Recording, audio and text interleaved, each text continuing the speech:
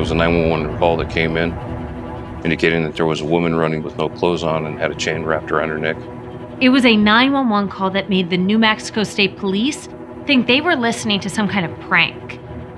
The victim had been kidnapped and tortured for several days.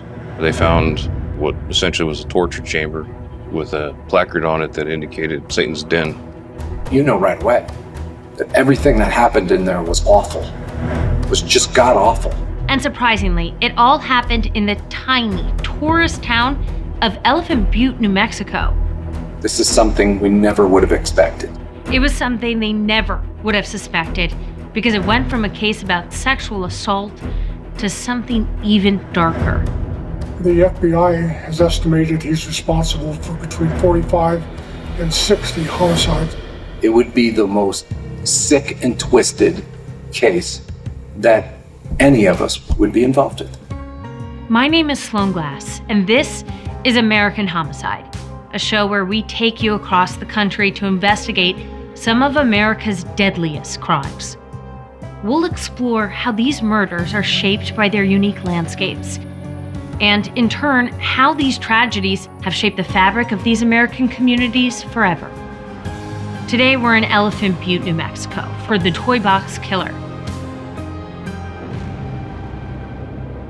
A note for our listeners, this episode includes detailed accounts of sexual violence and contains subject matter which may not be suitable for all audiences. Discretion is advised. From the towering peaks of the Rocky Mountains to the wide-open desert, New Mexico is a combination of natural beauty and man-made wonders. Ironically, for a state known for its wide-open desert landscape, one of New Mexico's top tourist destinations is a lake located in Elephant Butte. Elephant Butte is a state park, and there is this man-made lake that's about 23 miles long. Darren White worked for New Mexico's Department of Public Safety. Well, New Mexico is the desert, and it does get hot, and so people like to cool off, and there's not many places to do that, and Elephant Butte is one of them. Known as the Diamond in the Desert, the crown jewel of Elephant Butte is Elephant Butte Dam. That huge, man-made lake is a result of the dam's construction in the early 1900s. Locals once joked that the rock formation in the area resembled an elephant lying down, which led to the name Elephant Butte. It's the playground for New Mexico in the summer.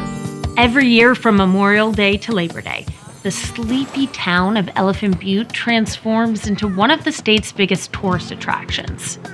This tiny little town with maybe a few thousand people grows to over 100,000 people that come down every year to use the lake, to fish, to camp. But outside of tourist season, the area is fairly desolate. The 1,000 or so full-time residents are mainly retirees. They love the area, they love the lake year-round, but many of them will tell you too that they just want to be left to themselves and enjoy their quiet little piece of the state. The state park is part of the city of Elephant Butte, a tiny desert community with one stoplight. It didn't even become an incorporated city until 1998. Prior to that, it was considered part of the neighboring community of Truth or Consequences. Strange name for a town, Truth or Consequences. It conjures up images of the Old West and lawlessness, but that wasn't the case. They came by the name in a very whimsical way. The town got its name from a popular radio game show in the 1950s called, you guessed it, Truth or Consequences. They had a contest. Name your city after the show, and you'd win a parade and a visit from the show's host. Mr. Senator, I hereby christen the city of some 8,000 people, Truth or Consequences, New Mexico. Let it Sounds kind of crazy, but I guess in those days, that's what you had to do to have a great parade. Outside of that, the town was pretty quiet. 150 miles north of Elephant Butte is Albuquerque, and that's where a 22-year-old sex worker named Cynthia Vigil lived in the 1990s. Here's Cynthia. I didn't have the best childhood. Cynthia was abused and molested as a child, and later turned to the streets where she used drugs and sold her body. When I was out there, the homelessness, the in and out of motels, the prostitution, being on drugs, I've been there and I've done that. Central Avenue, which is part of the famous old Route 66, cuts through downtown Albuquerque. But there's a dangerous stretch of Central Avenue known for high levels of crime. And that's where Cynthia was working on March 20th, 1999. That day, she learned that a man wanted to meet her in his RV. That was a no-no for Cynthia. She made it a rule to never meet customers in their RVs. That day, she'd break that rule, and it would change Cynthia's life forever. As Cynthia opened the front door and entered the RV, she found herself standing in front of a tall, thin man with a mustache and slick back hair. He offered her $30 for oral sex, but in her gut, she had a very bad feeling. I just knew something wasn't right at that moment. The man then flashed a silver badge and told Cynthia she was under arrest for solicitation. At first, I was a little in shock. I had never seen a badge like his. The badge seemed small and didn't look legit. But then I was like, I've never known the cops to do that kind of undercover work. The man started to handcuff her, and that's when Cynthia decided to run away. So after one handcuff was on my wrist, I tried getting away. Cynthia spun around and used her free hand to reach for the door. I was almost at the door when he yelled, "Cindy," and I stopped. And then, out of nowhere, another woman named Cindy emerged from a door in the back of the RV. She came out of the closet and shocked me with the cattle prod. It knocked me over, and they pulled me back and handcuffed me to the cabinets. That's right, he used a cattle prod, literally shocked and stunned. Cynthia's handcuffed to a cabinet in the back of the RV that's now headed to God knows where. The man with the badge drove while his accomplice, Cindy, sat in the passenger seat. Cindy appeared much younger than the man. She was thin, with long blonde hair and blue eyes. What did these two want from Cynthia? And where were they taking her? I never had a chance to think, what was going to happen long term.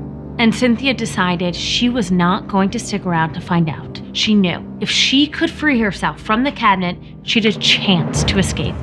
After 10 minutes of trying, Cynthia managed to unscrew a bolt on the cabinet and get her hands free. They were still handcuffed, but she was no longer bound to the cabinet. And I knew I had to get away. Now, she waited for the RV to slow down so she could jump out. But things didn't go as planned. At one point, he had to slam on the brakes, and I tumbled forward. The driver and his accomplice noticed that Cynthia was loose. They jumped to the back of the RV. Cindy pointed a gun at Cynthia, while the driver removed her clothes, placed a leather mask over her head, and tied her up. And I couldn't see nothing.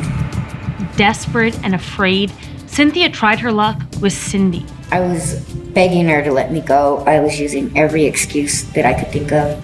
She was trying to talk to her woman to woman, so she was shocked by Cindy's response. All she told me was that they were going to take me and rape me and let me go.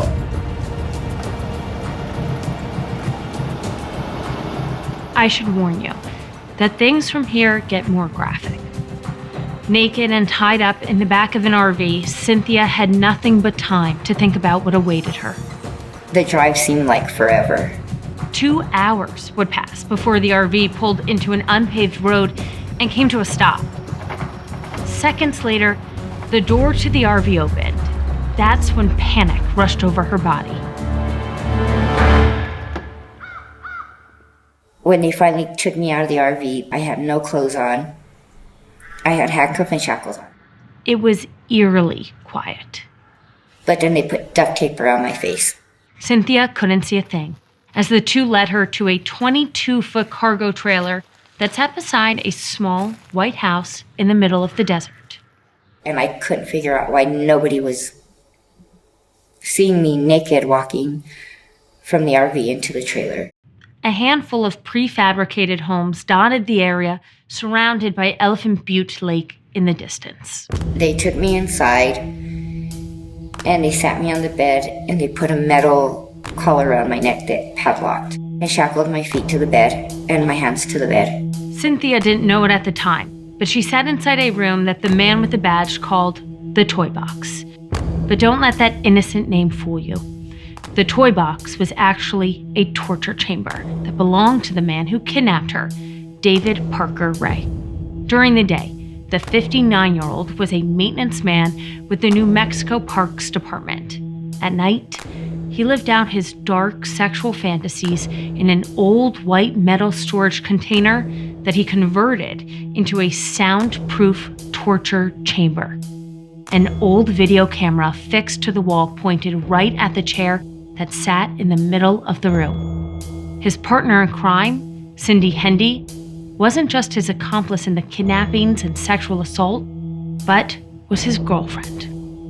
They went about their business like it was normal life. Incredibly, the two watched movies and carried on as though there wasn't a naked woman strapped to a chair in their house. At some point, Cynthia believed she was drugged and blacked out. And when she woke up, there was a cassette tape player next to her, playing a tape. It was the voice of the man from the RV explaining what would happen in his toy box. It started off saying, "Hello, bitch." Okay, bitch. We both know what you've been brought here for. A lot of f***ing and s***ing. Telling me why I was there. I'm into bondage and S&M. It's kinda hard to find willing partners that goes for that shit. So when I get the urge, I go out, find me some good-looking little bitch that turns me on, kidnap her, and keep her in my playroom for a while. And this time it's your turn. That's really hard to listen to. In the recordings, David calmly and matter-of-factly outlined all the disturbing things he intended to do to Cynthia. I'm going to experiment on you. I've done it to a lot of women over the years. The voice said that once he got tired of his victims, he drugged them, and they wouldn't remember a thing about what happened. She knew enough to cause serious problems. You would not be turned loose. You would simply disappear.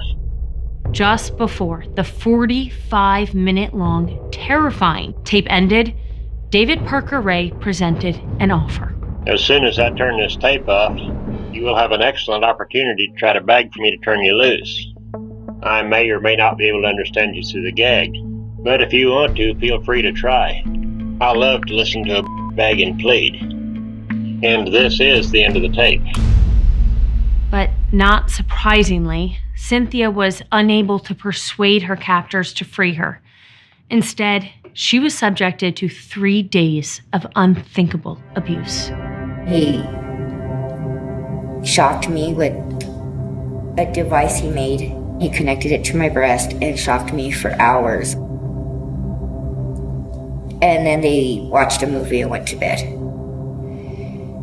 The next morning, they ate breakfast, and then they took me into another room, and they put me on a massage table, and he shocked me. The pain was excruciating. That went on for about an hour, hour and a half. Eventually, the pain became too much, and Cynthia passed out. I kind of realized I might not go home, that I might die. Cynthia woke up shackled to a chair, and across from her was a long wooden coffin. Can you imagine waking up and seeing a coffin? The top was open, and a pillow and white sheet sat inside. And on the walls of his toy box were graphic pictures of women being tortured, along with some rules. Rules like never trust a chain captive. When they had me laying on the bed and they were going about their business, they were talking about a little girl that they were going to make their sex slave. And they already knew who she was. They already had it planned out. For Cynthia, that was confirmation of the enormity of the crimes that took place in that trailer. I never thought for 1 minute that I was the only girl that ever happened to. By this point, Cynthia's body was covered with bruises and burns. Cynthia was smart. She had a strategy. She tried her best to play by David Parker Ray's rules in the hopes that he'd eventually get tired of her and let her go. The next day, he comes and he sits on the bed and he takes the handcuffs and shackles off me and he went to work. It was now Monday morning, and David left the trailer wearing his Green Parks Department uniform. This meant his girlfriend, Cindy Hendy, was in charge. She got left with me during the day, That afternoon, Cynthia noticed her key to freedom sat on a coffee table just a few feet away, where David Parker Ray left his key ring. She'd seen her abductor use one of those keys to unlock the padlock that currently connected the chain around her neck to the pole. Cynthia was determined to get those keys, but with Cindy Hendy standing guard, she couldn't make her move. Instead, she waited, as Cindy spent the day cooking and watching soap operas on an old TV. Never once did she speak until that afternoon, when she got a phone call. She went to the back of the trailer, and I had the opportunity to get the keys. The collar around Cynthia's neck had her chained to a pole, but her hands and feet were free. So she stretched her legs as far as they would go and then wrapped her feet around the base of the table. She slowly and carefully pulled the coffee table closer to her while trying to not make any noise. With the keys within reach, Cynthia scooped them up with her right hand. She tried the first key. It didn't fit. By the time she put the second key in, Cindy Hendy was standing in front of her. When she came back in the living room and seen I had the keys, she started beating me with a glass lamp. The glass broke into a million tiny pieces as Cynthia defensively curled her body into a ball. I finally got the lock open. In a fight for her life, Cynthia ran towards a nearby ice pick. And I got the ice pick and I stabbed her with it. The ice pick slashed Cindy Hendy's face, causing her to fall back in pain. And that's when Cynthia grabbed the landline phone. I dialed 911. But Cindy Hendy snatched the phone back from her. Blood was running down her face as Cindy quickly told the 911 operator that everything was fine and hung up the phone. When she turned around, Cynthia was gone. Cynthia had jumped through a window and was now running as fast as she could to get away from David Parker Ray's house. I had no clothes on, I had a metal collar around my neck, and I was bleeding from head to toe. Her eyes burned from the sunlight as she tried to find somebody, anybody, but there was no one around. As she ran down the dirt road, all she saw were a handful of prefabricated homes and RVs. The collar was still around her neck and the chain clanked as it dragged on the dirt road. After 2 blocks of running in a dead sprint, Cynthia got to an intersection. She stopped. The street was paved, and a blue car was headed right towards her. The driver saw her and slowed down.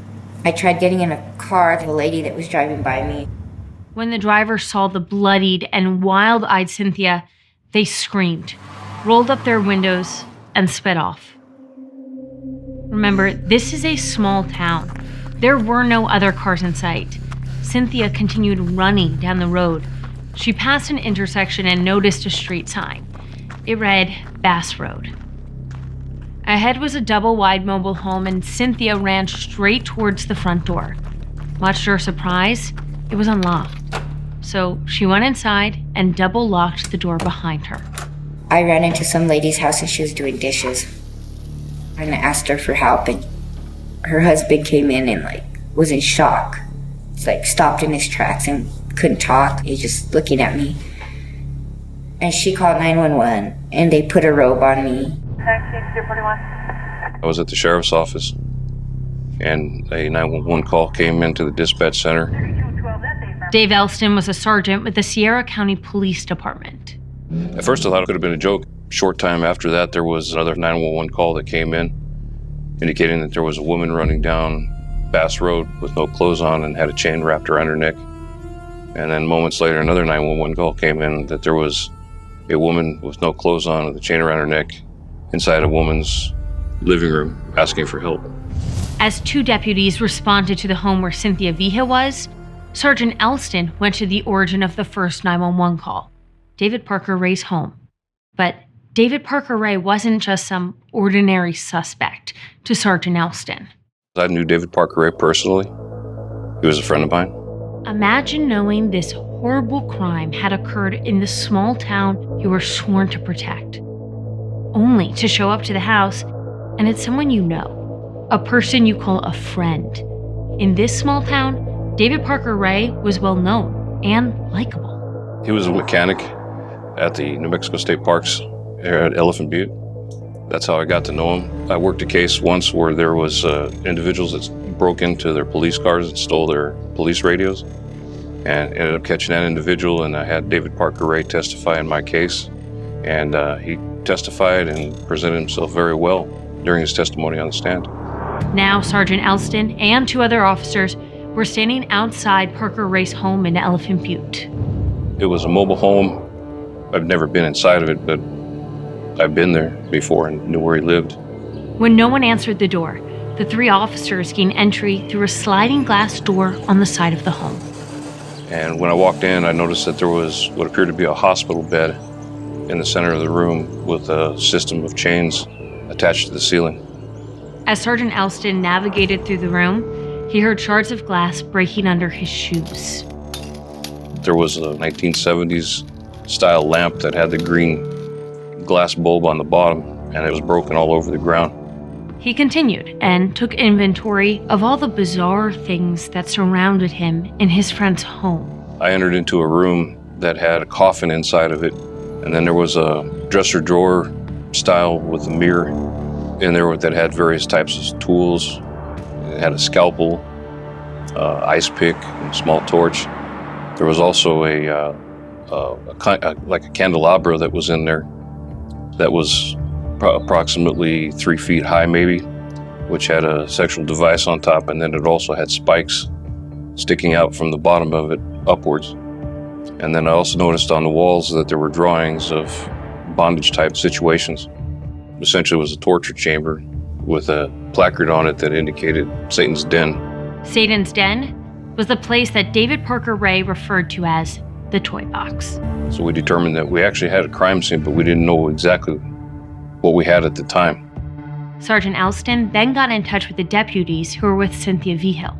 While talking with him on the telephone, he was telling me that the victim there, who was Cynthia Vigil, had been kidnapped and had been tortured for several days at David Parker's residence.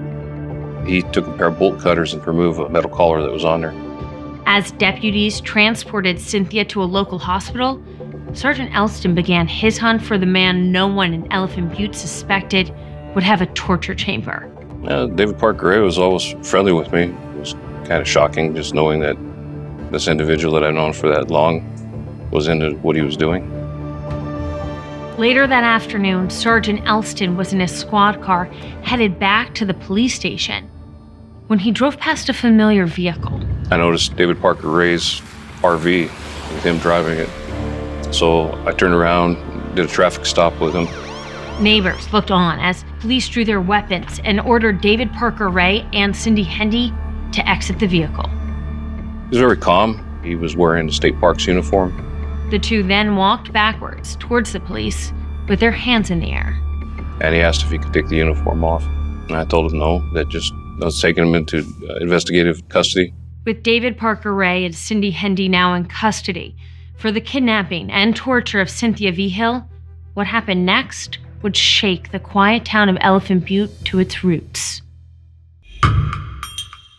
Police charged David Parker Ray and Cindy Hendy with 25 counts, including kidnapping, sexual assault, and aggravated battery of Cynthia Vigil.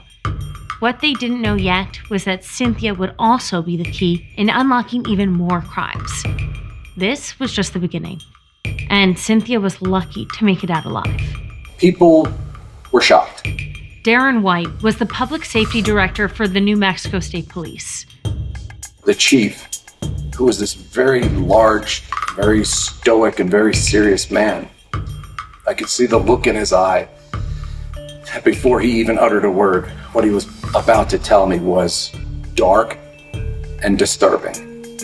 And he started to tell me about a woman who escaped in Elephant Butte from a trailer.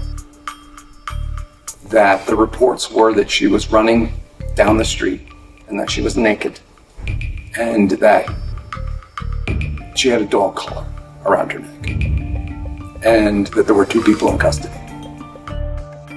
It's 100 times worse when you actually go to the scene of where everything happened.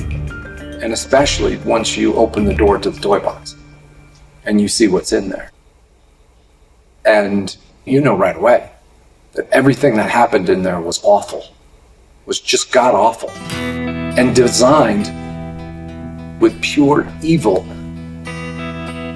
It didn't take much more to realize it would be the most sick and twisted case that any of us would be involved in. Talking to Cynthia V. Hill, the police admired her heroism. This was a woman that was unthinkably tortured, terrorized, and obviously incredibly shaken. But she was able to tell them exactly what happened to her and who was responsible for it and where it had happened. The detectives that were working that case knew right away that that was not the first case. He didn't wake up 2 days prior and decide, oh my God, I'm gonna abduct and torture this woman.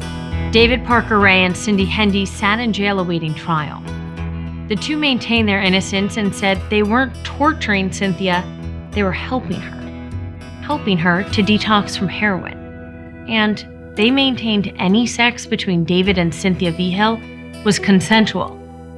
As she was being transported to jail, TV cameras captured Cindy Hendy. Were you involved in any way?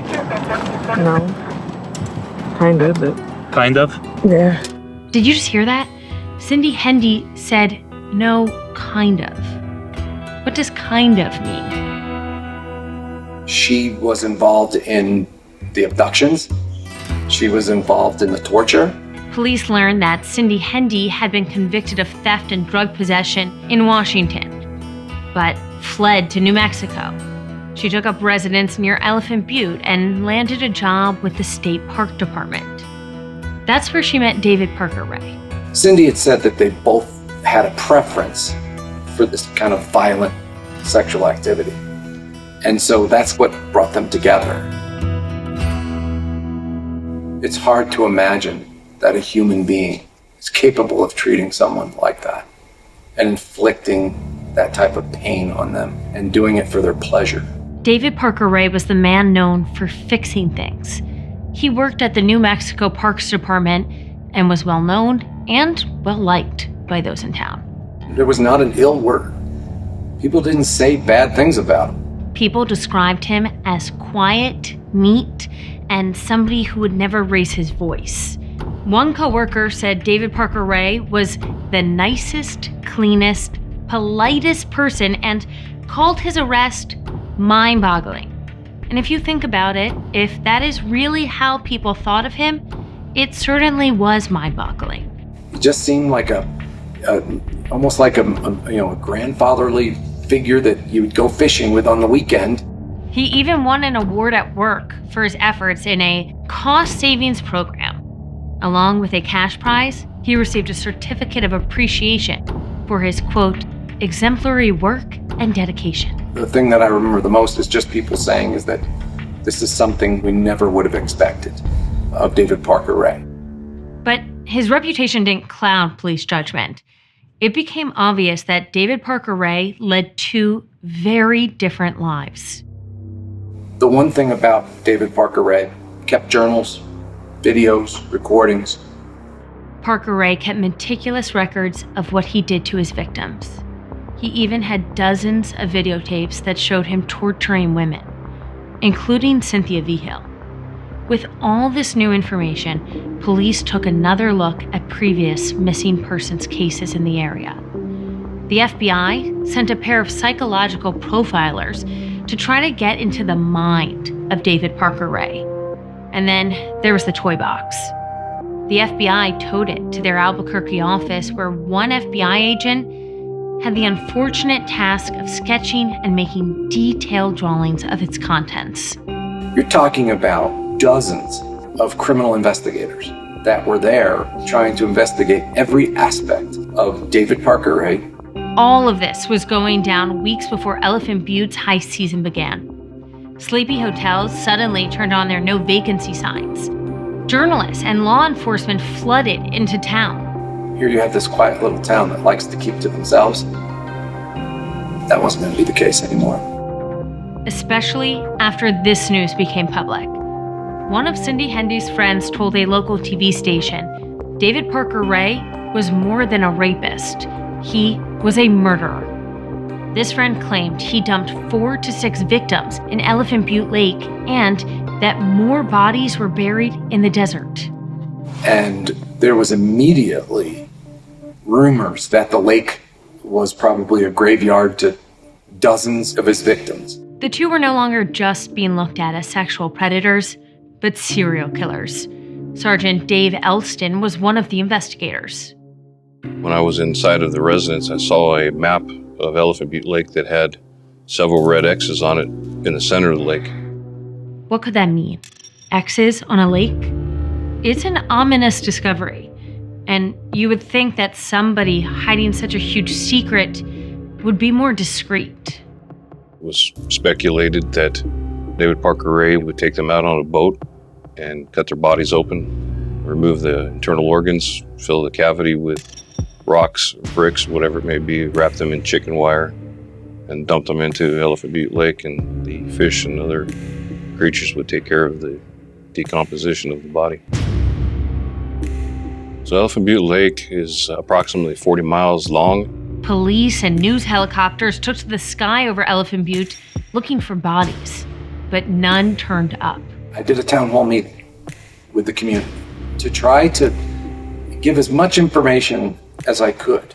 That evening, residents of Elephant Butte filled a local school gymnasium as Darren White of the New Mexico State Police tried to ease their concerns. Speculation was running wild in this tiny little community. Officer White told them that the state was pouring all of its resources into the investigation. He also expressed concern for investigators' mental health, given the chilling evidence they encountered. And in the coming weeks, police would learn about 2 more victims. Angelica Montano was a victim of David Parker Ray. Angelica lived in Albuquerque and claimed that David Parker Ray held her in the toy box a few weeks before Cynthia. Then he dropped her off on the interstate. She was picked up by an off-duty deputy sheriff. She explained to him that she had been kidnapped, raped, and tortured, and then she didn't even know how she even got on the interstate. But at the time, the police didn't believe her story, and they let her go. He just dropped her off at a gas station in the middle of the night and continued on.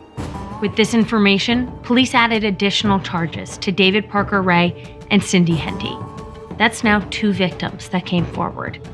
And Deputy District Attorney Jim Yance would soon locate a 3rd. But there's a problem. She was able to remember bits and pieces, not the entire experience. With 3 victims, prosecutors worked to make sure they kept these monsters behind bars. The victims, what they encountered and what they endured is just, it's unbelievable. And so unbelievable that there were so many people when they were first told didn't believe it was true. Now, it was up to prosecutors to convince a jury. We had jurors that were just shaking their heads no. We actually had jurors sobbing. But would those jurors believe what happened? Some people like it rough. It was one of the jurors that said that. At this time, we knew of 3 victims, but that number would skyrocket. He kept journals and videos of his 40 or so victims. David Parker Ray, when he was finished with his victims, would kill them. The testimony of the 3 women who miraculously made it out alive was the key to prosecuting him. The victims, what they endured is just, it's unbelievable. And so unbelievable that there were so many people when they were first told didn't believe it was true. At the time of his arrest in 1999, David Parker Ray was 59 years old. He was a mechanic for the New Mexico Parks Department and lived in the tiny town of Elephant Butte, New Mexico, where he was very well liked. So he definitely had a sense of power, of authority in that place. Alex Tomlin was a local news reporter. He's this legendary figure here for all the wrong reasons, you know? The joke all the time in the newsroom is the worse criminal you are, they give you all 3 names. David Parker Ray grew up near Albuquerque. He was a bit of a loner who was picked on at school. He was estranged from his mother, and only occasionally saw his alcoholic father, but he spent a lot of time with his father's True Detective magazines. They covered crime stories. It was one of the first of its kind. David said his fantasies about assaulting young women began when he was flipping through those pages. Then came his fascination with pornography. David's sister found his stash of pornographic pictures and hand-sketched drawings of women tied up and tortured. When she questioned him about it, he laughed it off and said it was his new hobby. As a teenager, David Parker Ray even claimed he killed a woman, although there's no record of it ever happening. After high school, he bounced around from town to town, taking jobs as a mechanic. He worked on cars, trains, and even fixed airplanes for the Army. He was married and then divorced 4 times. He was a father and had a daughter named Glenda Jean Ray, who went by Jessie Ray. I can't imagine what it's like to be the daughter of the embodiment of Satan. So I have to imagine her life was not an easy one. Jessie didn't see much of her dad since he was always on the road. She grew up into a biker chick who drove a motorcycle and wore blue jeans with a black leather vest. She shot a lot of pool and was a regular at the local bars in the dusty town of Truth or Consequences, which is a blip on the radar and located right next to Elephant Butte. Back in 1986, when she was just 19 years old, Jessie went to the FBI with a warning about her dad. She claimed that he had been abducting and torturing women, then selling them to buyers in Mexico. The FBI investigated for over a year before closing the file, citing a lack of evidence. David Parker Ray was never charged with anything. He later went on to work for the state. So even after this tip to the FBI, he was able to get away with it. And who knows what really happened to make Jessie come forward. But she later claimed that she had made that story up. Jessie said he owed her money from when the two used to sell pot together. She wanted revenge. And then at some point, their relationship changed. Jessie Ray reported him, but it's clear after that, she became an active participant. Darren White worked for New Mexico's Department of Public Safety. Jessie Ray, she was her dad's recruiter. She would go out and she would look for targets. So, Jessie Ray went from turning her dad into the FBI to recruiting victims into the toy box. So not only was David Parker Ray's girlfriend involved in kidnapping his victims, but so was his daughter. Following David's arrest in 1999, investigators located dozens of videotapes in the toy box. One tape showed a slender woman with long blonde hair shackled to a table with duct tape covering her eyes. This woman had a distinctive tattoo on her right ankle, and that tattoo led investigators to Kelly Garrett. Kelly Garrett is an important figure in this story. Once a happy newlywed, her marriage was destroyed by an event she couldn't even remember. A story no one believed. Even she doubted what had happened. But it all started with a girl she used to hang out with, Jessie Ray. Jessie and I met, I don't remember exactly how we met. We had mutual friends, and anytime we'd see her at the bar, she would hang out with us. When Kelly was in her early 20s, she moved to Truth or Consequences, New Mexico. We had a lot of fun back in the day. We were always going out, playing pool, going to the lake. It was a lot of fun. The tiny town of Truth or Consequences is famous both for its natural hot springs and its unusual name, which came courtesy of a radio game show. I think I had more fun here than I have anywhere else I've lived. But I think it's the people. I had really good friends here. Back in 1996, Kelly was a newlywed. Really, she had just been married for less than a week. And we started fighting that day. I don't even know what we were fighting about. But I told him that I was leaving. So Kelly went out to blow off some steam from that silly fight. I was gonna go hook up with some friends and go play pool. And I did. There were several of us that went out and we were bar hopping. I wasn't drinking, I was driving. There are just a handful of bars in the area, including a small biker bar named Raymond's. When you step inside, there are pool tables and a jukebox. It's dimly lit with strings of lights shaped like jalapenos along the walls. That's where Kelly bumped into Jessie Ray, David Parker Ray's daughter. We weren't like close friends. We were just acquaintances, kinda, because we would just hang out when we seen each other. After Raymond's, the group headed to another local bar called Blue Water Saloon. That's where Kelly's night took a bad turn. I ordered 1 beer, and some friends of mine started fighting. They were a couple. So I took them home and came back and finished my beer. When Kelly returned, the rest of her friends wanted to go home. So she let them take her car. Jessie and I were the last 2. And without her car, Jessie said she was going to give me a ride home. And that's when Jessie took me to her dad. She's the one that took me to him. She knew what was going to happen. David Parker Ray wound up keeping Kelly in his toy box for 2.5 days. When I was captive, I don't remember him saying too much. I remember him telling me at one point that they had been watching me for years. So what did David Parker Ray do to Kelly in the toy box? I have no idea. I don't remember. I just remember being in his house. She believes now that she was drugged, which affected her memory. And when she didn't turn up all weekend, Kelly's husband got concerned. And my husband at the time put a missing persons report out on me. A couple days later, Kelly remembers being driven in David Parker Ray's truck. The only thing that sticks in my memory from that ride is him stopping to get coffee. Kelly said she felt out of it during the ride. David dropped me off at my mother-in-law's house, which is where my husband was. And he told her that he found me wandering on the beach, out at the lake, Elephant Butte Lake, because he lives out there. Kelly's husband had questions. Most importantly, where had she been all weekend? And I told him I didn't remember anything, and they did not believe me. Kelly's husband was furious. The two had had an argument, and Kelly disappeared for the weekend, but returned with no memory of what happened. Her husband and his family didn't believe her. They all assumed she was with another man. It felt horrible.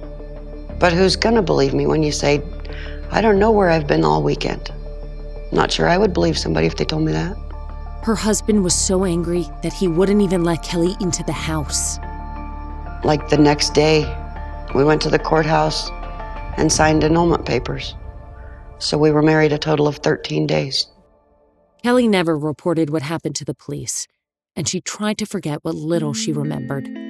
3 years later, a news story would change everything. The report mentioned a woman with a tattoo on her ankle. Kelly's former sister-in-law was watching the news in shock. Prosecutor Jim Yance explains. Her ex-in-laws were vacationing, I believe, in Southern California. And when they checked in to the hotel, the person at the desk said, "Oh, you're from Truth or Consequences. That's where the story that's on the news is from." They didn't know anything about it. But they did recall Kelly. They did recall the tattoo. When they got back, they notified the FBI. And they indicated that it was, in fact, their former daughter-in-law. And from that, we were able to locate Kelly Garrett, and the tribal tattoo was matched to the tattoo on her leg. Beginning of March, I think, somebody called and said he wanted to talk to me. 2 investigators arrived with the tape they found of Kelly in the toy box. Oh yeah, they did show me the video. After watching it, her memories of what happened still weren't clear.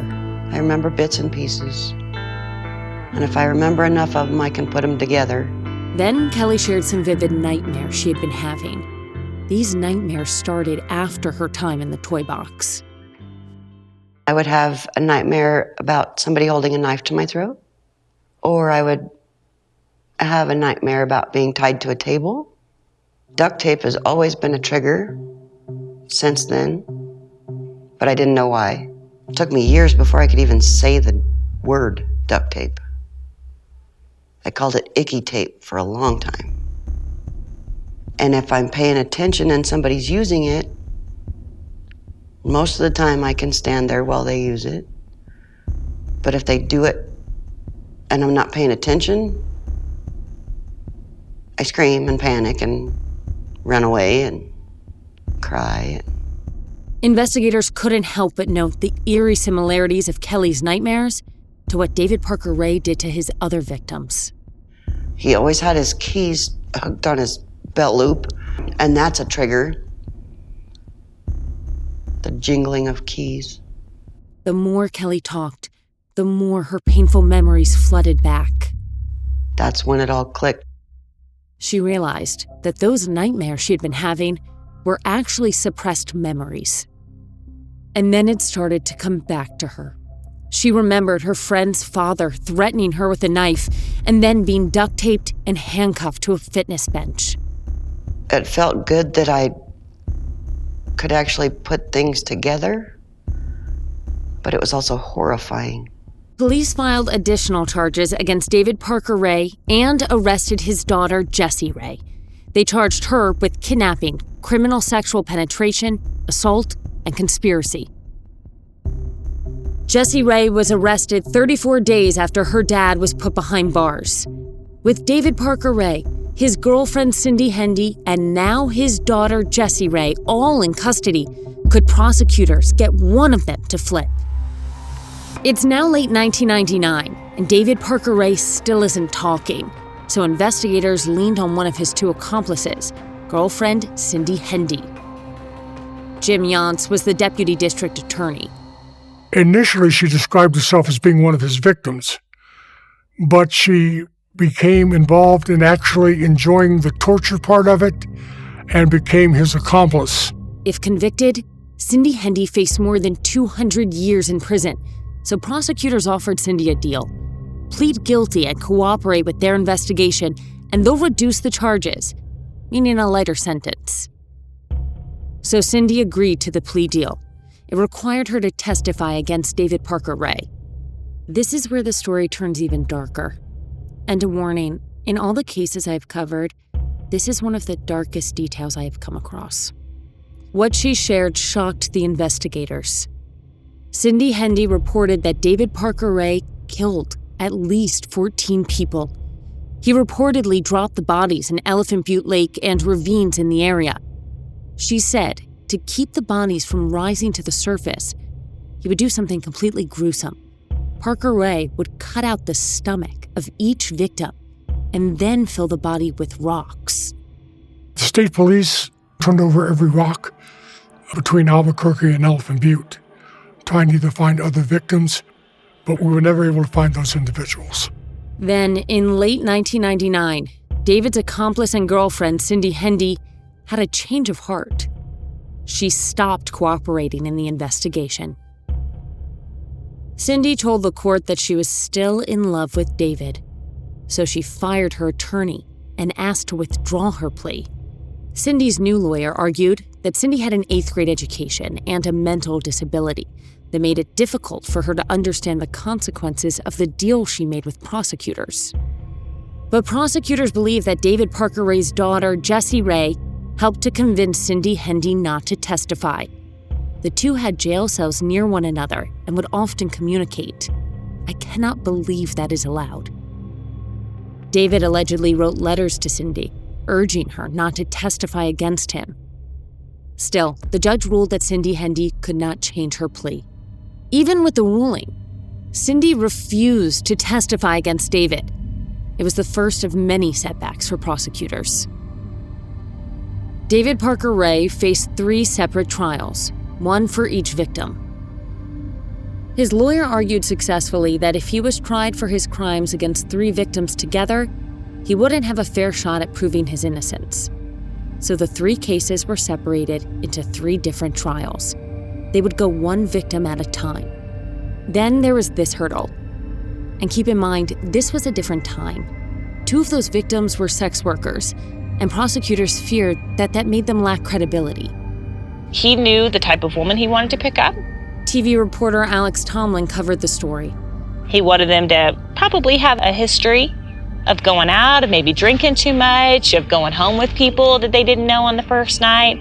He wanted to pick women who no one was going to cause too much of a fuss if they didn't come home in 3 days. They had video of him torturing and raping, and investigators believed he was a killer.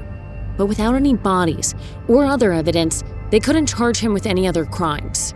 They used to open the toy box for reporters to come in just to stir up people's memories. As you can imagine, all of this affected tourism. No one wanted to go in or around the lake. It's one of those situations where you get around it, and it's almost like you can physically feel evil. It's a thickness, it's a sensation, it's the way your skin crawls, the way the wind hits you. It's just so uncomfortable. Somebody out there saw something. Somebody knows something. And it's just going to be a matter of time until they say something. Cadaver dogs also searched David Parker Ray's property, but the only bones they found belonged to animals. He was strategic. I mean, that's why he got away with it for so long. That was his game. Then, another tragedy. 3 became 2 when one of the victims mysteriously died. Angela Montano was held in the toy box a few weeks before Cynthia Vigil. But just before the trial, she reportedly died of a drug overdose. She was only 28 years old. Suddenly, the first case, which was to find David Parker Ray guilty for his crimes against Kelly Garrett, one that seemed like a slam dunk for prosecutors, was crumbling. They needed Kelly Garrett to be a witness at her own trial. Here's Kelly. I told him no. I knew how much it was gonna bring up. I knew how upset it was gonna make me. But I changed my mind. Ultimately, and bravely, she agreed to testify. People needed to hear. People needed to know that he was bad. The trial, scheduled to kick off in the spring of 2000, faced delay after delay.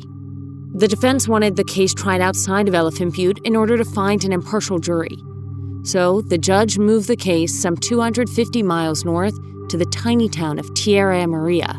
Then, in between 4 long weeks of jury selection, David Parker Ray was hospitalized twice with heart issues.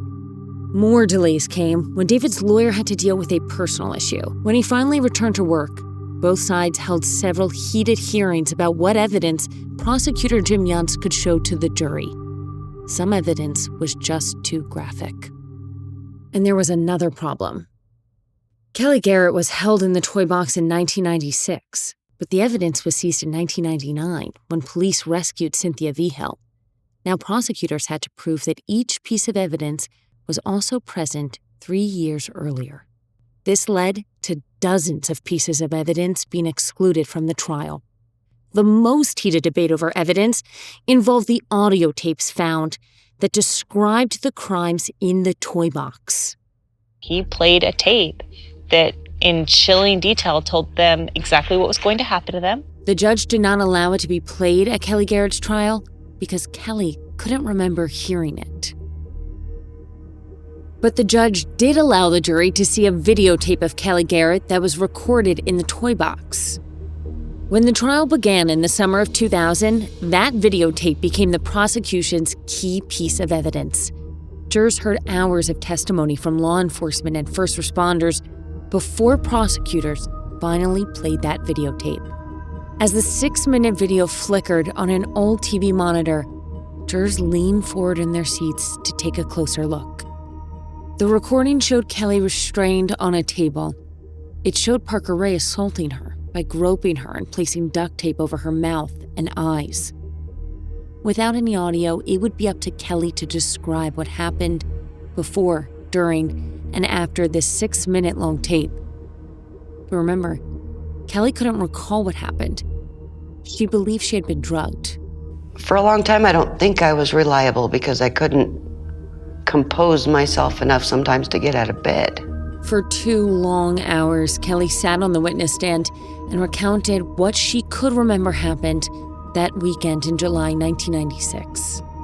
She said she had a beer at a local bar and then felt lightheaded.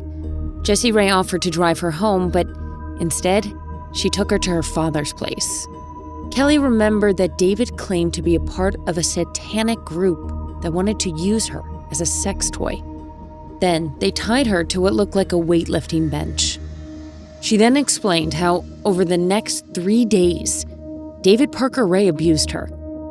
She remembered his voice and said that at some point the duct tape over her eyes became loose and she was able to see his face.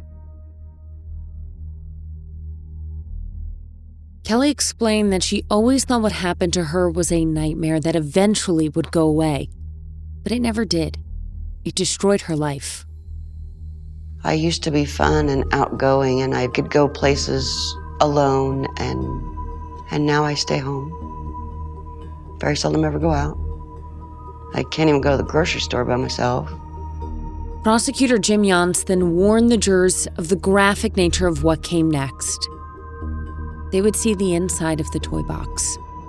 As jurors nervously shuffled in their seats, Jim held up photos. We had jurors that asked for breaks. We had jurors that were just shaking their heads no. We actually had jurors sometimes that would put their head down and were sobbing. It was incredibly difficult for them to hear it. The court-appointed public defender never called any witnesses to the stand, but simply used his cross-examination of the prosecution's witnesses to cast doubt in the minds of the jurors. He asked Kelly why she never told the police or even her friends or family what happened to her in the toy box. With her hands trembling, Kelly locked eyes with the lawyer and explained she thought that these memories were nightmares. We couldn't prove that I was drugged because those drugs were found 3 years later. The defense attorney used that same strategy to pick away at the contents of the toy box. The public defender set out to make each of the prosecution's witnesses unreliable. He asked the same question to each investigator who testified. Do you know if these items were in the toy box back in 1996? One by one, they each answered, I don't know. As for the defendant, David Parker Ray, he wore what became dubbed his uniform. A striped cowboy shirt with brown jeans and cowboy boots. He appeared thinner than at the time of his arrest, and his slicked back hair had more streaks of gray. His demeanor changed from smiling and flirting with his attorney's assistant to looking tired and slumping over in his chair. He continued to complain of chest pain, and by the time both sides made their closing arguments, David Parker Ray was joined at the defense table with a giant tank of oxygen to help his breathing. As both sides stated their case to the jury, Parker Ray's lawyer again shifted the focus on the victims. He attacked Kelly Garrett's credibility and called her memory selective. He told jurors, if you're telling the truth, you don't have to remember. He argued that the sex between David Parker Ray and Kelly Garrett was consensual, and that the video proved it. Prosecutor Jim Yance got in the last word. He pointed out that Kelly did not need to put herself through the pain of testifying, to face the world, to tell them your most horrifying story, and to be called a liar. But Kelly chose to do so in spite of all of that. The case went to the jury on the afternoon of July 12, 2000, and now it was in their hands to decide David Parker Ray's fate. Imagine this. Just minutes after jurors began deliberations, David Parker Ray had to be escorted out of the courtroom. The now 60-year-old felt a pain in his chest. His lawyer called it heart irregularities, and he was sent to a local clinic for treatment. My greatest fear was David being released. Prosecutor Jim Yance knew his case was strong, but he was afraid of what the jury would come back with. Yance was frustrated that the judge didn't allow some key evidence, specifically the initiation tape that David Parker Ray played for his victims. Although jurors didn't see all of the evidence, the investigators and lawyers did. We saw all of the images. Now, some of them were hand drawings of David's. Some of them were actual photographs. But no, I'd never seen anything like them before. Nor do I hope to again. While jury deliberations continued into their second day, the tiny town of Tierra Maria was packed with journalists awaiting for a verdict. Prosecutors worried that the longer the jury deliberated, the greater chance of an acquittal. On day one of this investigation, everybody worked together for one purpose, and that was to stop the nightmare of David Parker Ray. Then, on Thursday, July 14th, 2000, the judge called everyone back into the courtroom. By that point, the jury had spent days deliberating. For all 12 counts, they couldn't agree on a unanimous verdict. That trial ended up in a mistrial. The hung jury was a major victory for David Parker Ray, who back in the courtroom showed no emotion. But prosecutors were stunned.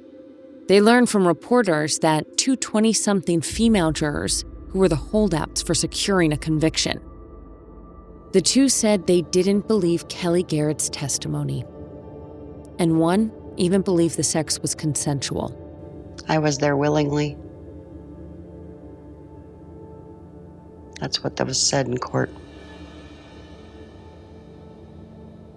They found over 100 videos, but only found 3 of us alive. But I was there willingly. Because most of the people that he took were either into drugs or prostitutes, and I was neither. It's true. At the time, these women were not seen as believable, and we know that this is still a problem today. I know this from my own experience covering the Long Island serial killer. It's valid to question if that case, where multiple women's bodies were found along a shoreline, would have been taken more seriously and solved years earlier if the women hadn't been sex workers. Even with her credibility being questioned, what was more painful for Kelly is what she heard from a juror. Some people like it rough. It was one of the jurors that said that. Some people like it rough. I'll never forget her saying that. That's about the only thing I remember about that trial. A man with a homemade torture chamber who had journals and videos detailing what he did to dozens of victims somehow managed to escape being convicted. I was scared when Kelly's came back a hung jury. I was really scared. Cynthia Vija was preparing for her own trial. She didn't testify in the first case because she was the star witness in Parker Ray's upcoming second trial. I don't understand how a woman could not believe her. There's a whole video of her being tortured. There's drawings, there's rules he had. Never trust a chained captive. What does that say? A chained captive. That tells you right there, they're there because they're not willing. So I don't know how anybody could believe that he was innocent. That's when I got really scared, that they weren't going to believe me. For this trial, David Parker Ray would have to find a new lawyer. His previous attorney, a 12-year veteran of the public defender's office, announced that he was taking a new job in Antarctica. That's right, he was moving to a new continent. But before leaving, he stopped at a colleague's office with a message. Hey, look, I'm leaving the public defender's office, and I've got a case I want you to take. Will you take it? I said, well, sure. What is it? And he says, it's that case. And I said, that case? And he said, yes, that one. That case now belonged to Lee McMillian. They basically threw me to the wolves. David Parker Ray was one of those cases that every attorney hopes he'll get once in a lifetime and then finally gets one and never wants another one. But then, things took another strange turn one weekend when a giant black bear broke through a plexiglass window and rummaged through the courthouse. The bear wound up chewing on some cans before leaving. Along with a broken window and shards of glass, the bear left behind a bloody trail of paw prints. One courthouse worker joked that the case couldn't get any weirder, but it did. Before the retrial began, the judge, who was just 55 years old at the time, had a massive heart attack and died. Just the day before that, he had gone to the jailhouse and warned the guards to leave David Parker Ray alone. He had heard that he was being picked on. Replacing him was Judge Kevin Swayze, who at 38 years old was the youngest district judge in New Mexico. This was his first major trial after he was appointed to the bench. A new judge and a complete redo of the trial meant anything was possible. Judge Swayze was a rancher who spent his weekends steer roping, meaning he'd ride a horse while trying to lasso a bull. But now he traded his jeans and flannel shirt for a robe as he presided over one of the biggest trials in the country. In order to find an impartial jury, the case was moved to Estancia, New Mexico. Known for their annual Pumpkin Chunkin' event, where custom-built machines launch pumpkins into the air, the tiny farming and ranching community sits just outside Albuquerque. As you can imagine, hearing a case about bondage and S&M was something foreign to the locals. And to that end, I actually hired an expert witness who was a local dominatrix to explain that concept to what turned out to be a jury of farmers and ranchers. That dominatrix, by the way, was the only witness that the defense would call. Instead, the defense would chip away at the credibility of the prosecution's witnesses. And once again, one of the witnesses was the victim, Kelly Garrett. Well, the normal situation in a sexual assault trial for a defense lawyer is to find fault with the victim as much as possible. Unlike the first trial, when prosecutors called a string of law enforcement and FBI investigators to testify, prosecutors immediately put Kelly Garrett on the witness stand. Once again, Kelly shared her painful memories of what happened in David Parker Ray's toy box. She explained that David Parker Ray's daughter, Jessie Ray, a former friend, offered her a ride home, but instead took Kelly to her father's torture chamber. That's where he physically and sexually abused her over the course of that July 1996 weekend.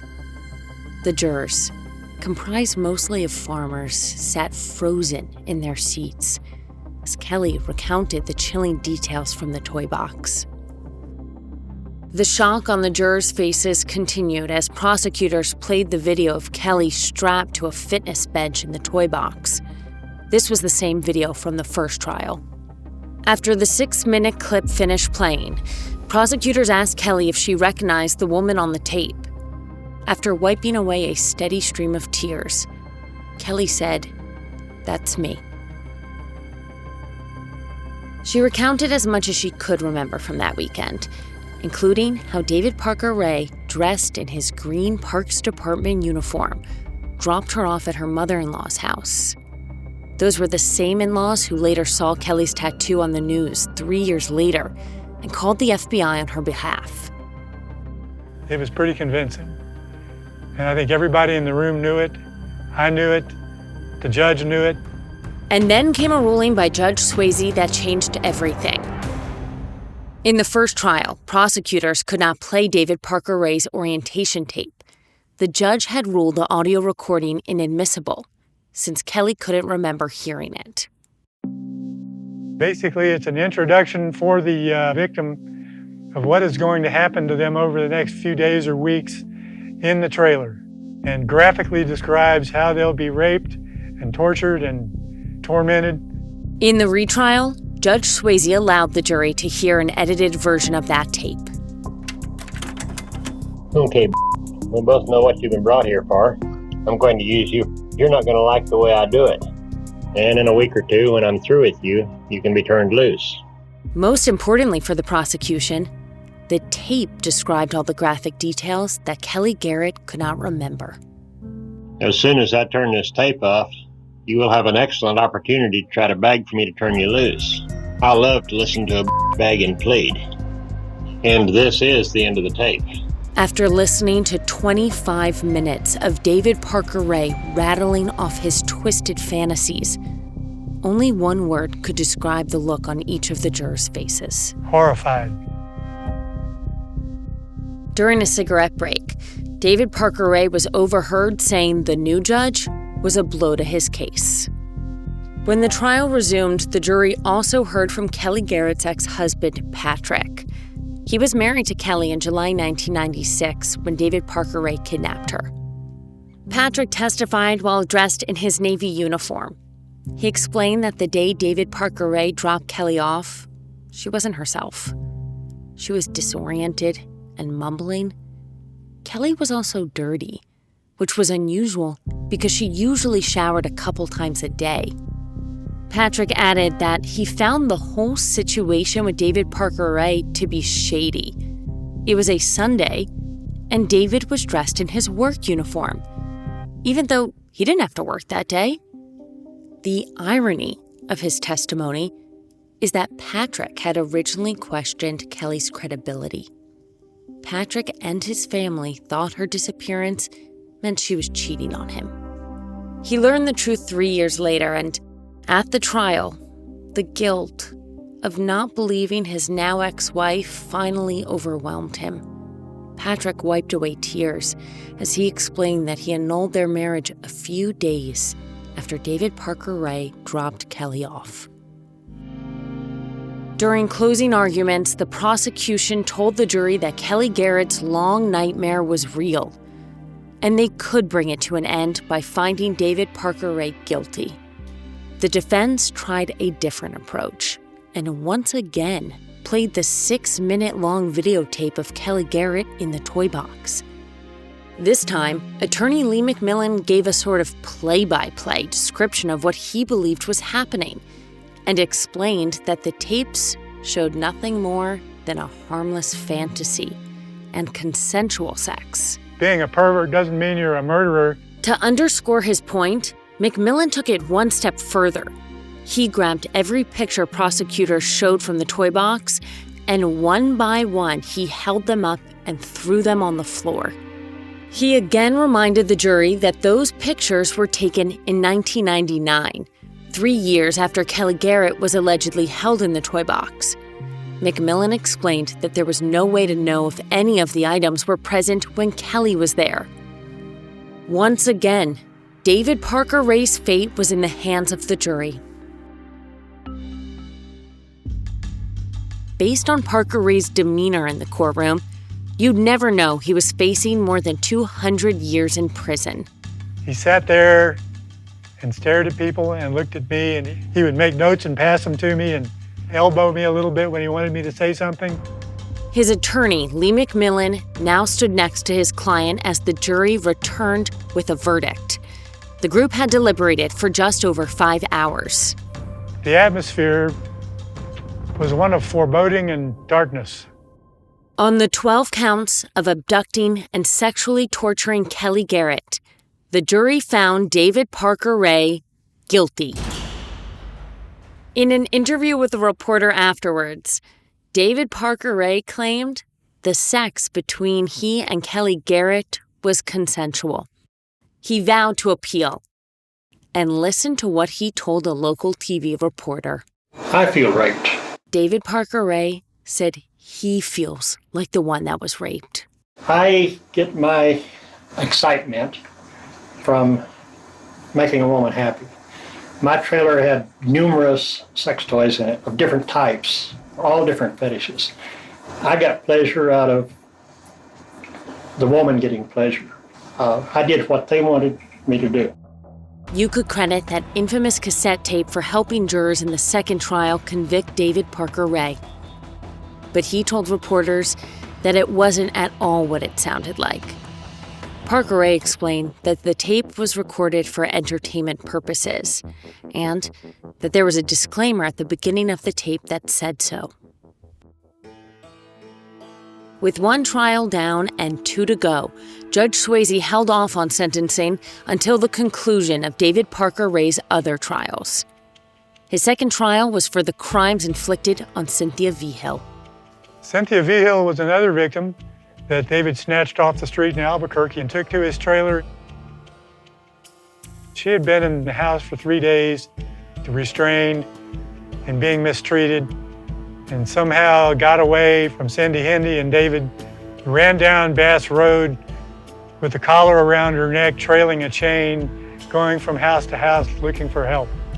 But just after that trial began, Cynthia Vigil received some unexpected news. The DA contacted me and told me that David wanted to plead out and plead guilty for what he did to me. David Parker Ray wanted to strike a deal, but it came with one giant catch.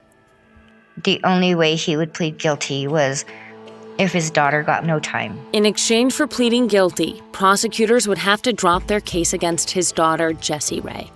Remember, Jessie worked as her father's accomplice and helped to lure victims into the toy box.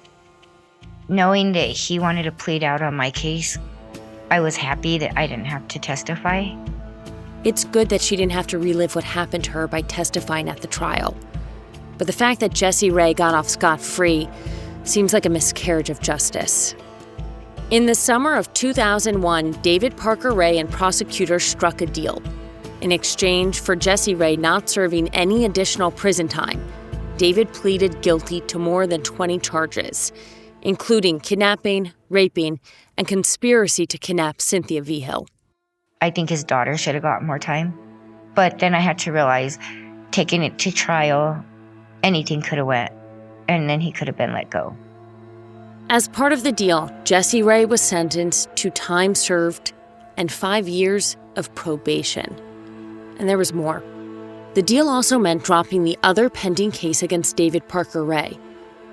That trial was for the third victim, Angela Montano, who sadly passed before her trial was set to begin.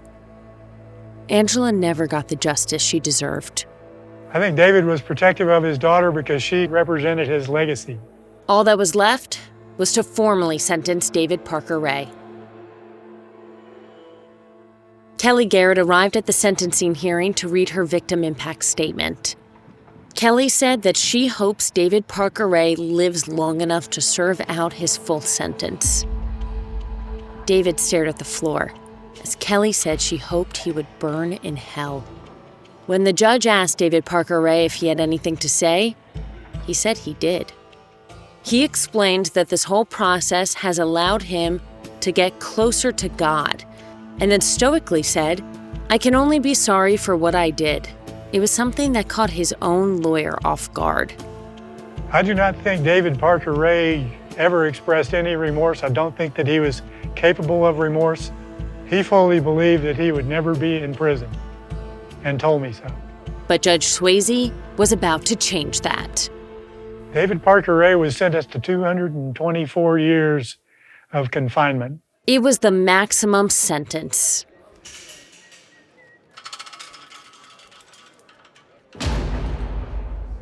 No human being would ever survive that. Cynthia Vigil was thrilled. Knowing nobody would ever go through what I went through, I think that's what was satisfying about him being locked up. David Parker Ray was headed to prison on a list of charges, but murder wasn't one of them. Even though he bragged about killing dozens of people in his journals, investigators never located any bodies. But then, in May of 2002, David Parker Ray told the FBI that he was ready to talk. It was the first time he ever agreed to cooperate, and authorities believed he had information to finally share about those missing women. The two sides set a meeting, but that meeting never happened. Well, I was at home with my children, helping them with their homework, and it came on the news in Albuquerque, David Parker Ray has died. Just before David Parker Ray's meeting with the FBI, he suffered a fatal heart attack. He was 62 years old. This meant that David Parker Ray took his secrets with him. His attorney couldn't believe it. Well, I wanted to see his body dead, and I made the determination that I would make every effort I could to attend his autopsy. I wanted to be sure that they made the Y incision and removed his organs, because I did not trust that he would not start his own heart and walk out. And the reason that I felt that way was because one night when we were sitting there at a table, it was before sentencing, and he and I were talking, and basically I was just giving it to him straight. You're probably going to spend the rest of your life in state custody, and so is your daughter. Now, if you can possibly bring yourself to cooperate with the feds, and they were offering some sort of deal for his daughter, but he didn't want to do it. So let's connect the dots here. His lawyer said that David Parker Ray didn't want to take the original plea deal because he didn't believe he'd serve time in prison. So he goes to trial, is found guilty, gets sentenced, and then dies weeks later. In other words, he gets off easy. This is my first and probably only contact in my life with pure evil, and it made me believe in the incarnation of pure evil. David Parker Ray's body was buried at the New Mexico State Prison Cemetery in Santa Fe. Nearly a decade later, local TV reporter Alex Tomlin did a story about Elephant Butte Lake drying up. We had kind of a severe drought, and the levels of the lake really started dropping, and they were finding things. And I got a call from a guy, and he says, look, I haven't said anything for years, but with the lake draining, they keep finding these tires. And I used to be a neighbor of David Parker Ray's, and I'd see him out there filling these really large tires with cement and dumping them in the lake. And I asked him, I said, well, what do you think was in the tires? And his response was, well, I think it's the missing women. And so there was a lot of speculation about that. And all I'm thinking is, if this is a chance to find these women, we've got to cover it. Maybe this was our next chance. I mean, maybe Mother Nature was going to catch us a break. But once again, no bodies turned up. Then, in 2011, the FBI reopened the case of a missing Albuquerque woman who was alleged to have been killed by David Parker Ray. In doing so, investigators again searched in and around Elephant Butte Lake. The FBI then turned to the public for help and opened the toy box to the media. They created a website and posted photos of women's shoes, underwear, and clothing, along with dozens of necklaces, rings, and earrings found inside the toy box. All of this was done with the hopes for further leads in the story. But this is one of those cases that's like, until you get that last piece of the puzzle, there's really nothing else to do with it. I mean, the toy box has been open, people have seen it, his tape is well known, but there's still women who are missing. And until somebody says something, you know, if it's true that he had these other people that he confided in, somebody has to know something. No bodies were ever found. Instead, the seemingly never-ending story has remained pinned to the area, like a scarlet letter. I think it hurt the local bars, I think it hurt the local restaurants, and I think the notoriety hurt in a way that the UFO controversy hurt Roswell, New Mexico. A local newspaper printed a letter to the editor from an 18-year-old girl who was upset with the media's portrayal of the towns of Elephant Butte and Truth or Consequences. She wrote that one bad apple shouldn't spoil the rest of the bunch. But the damage was done. I think it hurt the tourism aspect of the lake. I think that for a time there was an attitude that people did not want to go in the lake because there might be bodies in there, and I had people around the state tell me that. Elephant Butte will forever be linked to David Parker Ray and the unthinkable crimes that he committed. Darren White, who worked with New Mexico's Department of Public Safety, still lives in the area. It's hard to move on when you don't know what happened. It's hard to move on when you know there are victims out there that haven't been found. But nobody, including myself, thinks for a second that David Parker Ray did not abduct women, torture them, and kill them. He did. But that is the really bizarre thing about this, is that David Parker Ray is the most notorious serial killer in New Mexico's history, and we've never found a single body.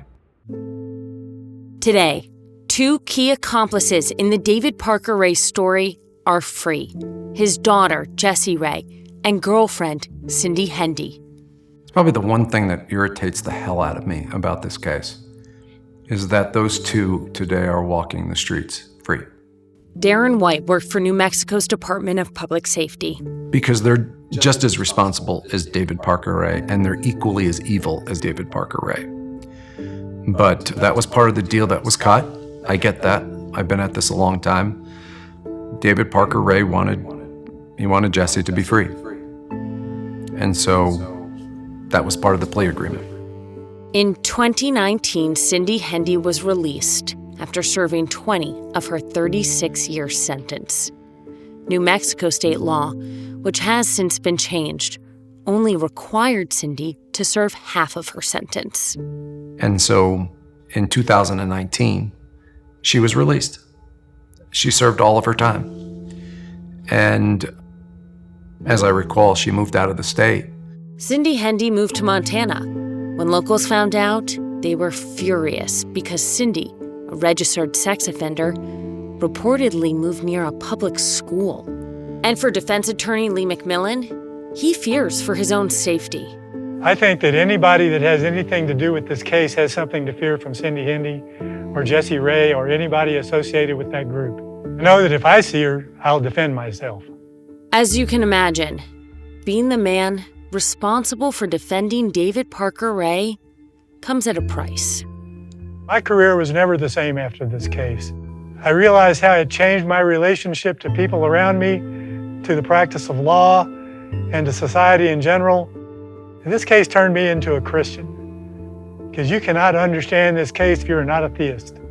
I'm very careful about who I take on as a client now because I don't trust anybody anymore. This case has made me more aware of evil and good in the world, and most criminal clients are weak people who have just succumbed to their urges and done stupid things or bad things.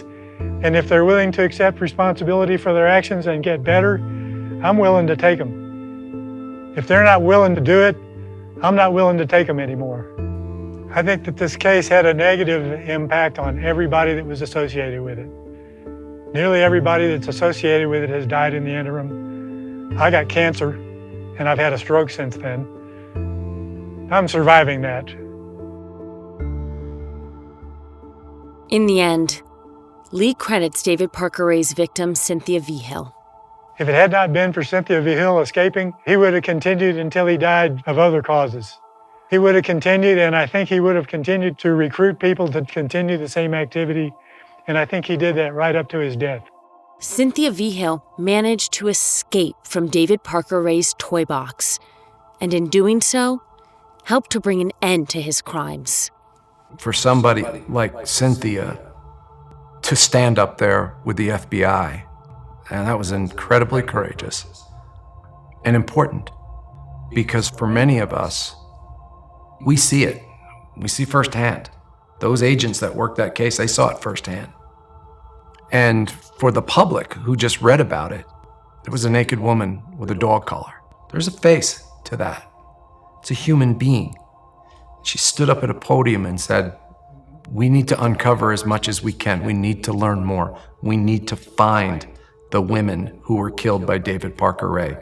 And now she's become the voice for the women who don't have one. And that's incredible. That's so courageous. And I admire her so much for that because she didn't have to. And I hope that that brings her in some way, some bit of peace. Because I can't imagine the hell that she has to live through. Because all we have are those images that we saw. She lived it.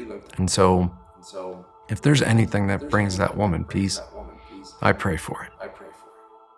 I don't think I'm a hero. I just happened to get away from David Parker Ray. Cynthia has found a way to find light in all the darkness. Today, she uses her experience to help others.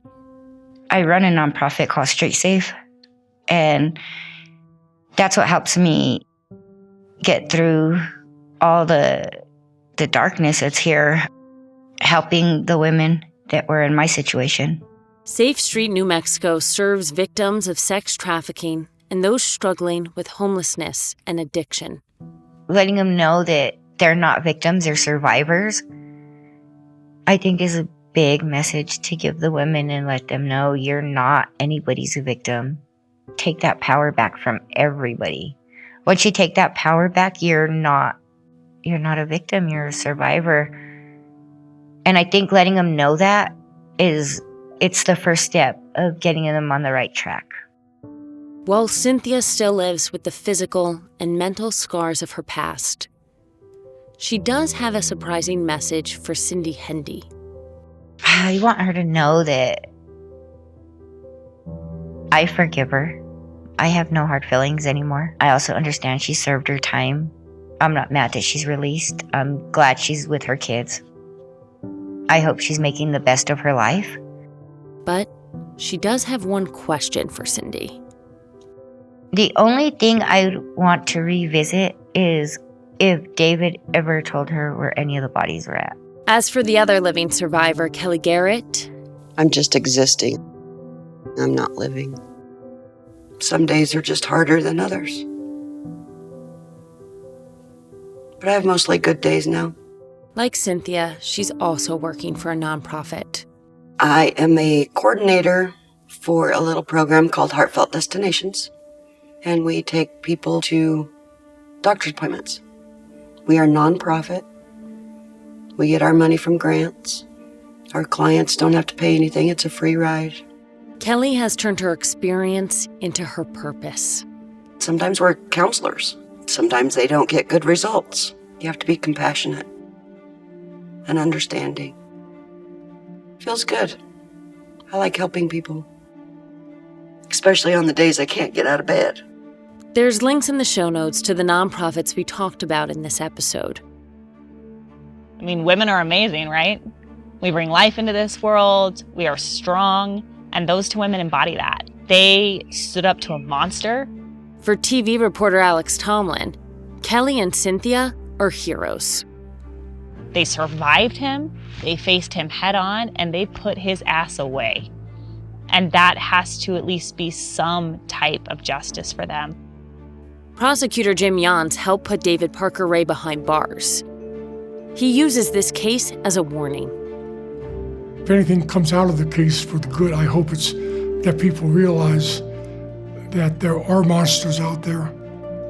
More than a quarter century has passed since Cynthia Vigil escaped the toy box, running towards freedom, naked with a metal dog collar around her neck, and 22 years since David Parker Ray died in jail of a heart attack. Nevertheless, the story continues to haunt the towns of Truth or Consequences and Elephant Butte. Even to this day, sitting in the parking lot of the Albuquerque FBI office is David Parker Ray's toy box. The town has changed. It's just not as close-knit a community as it used to be, simply because they had a monster in their midst and they didn't know it.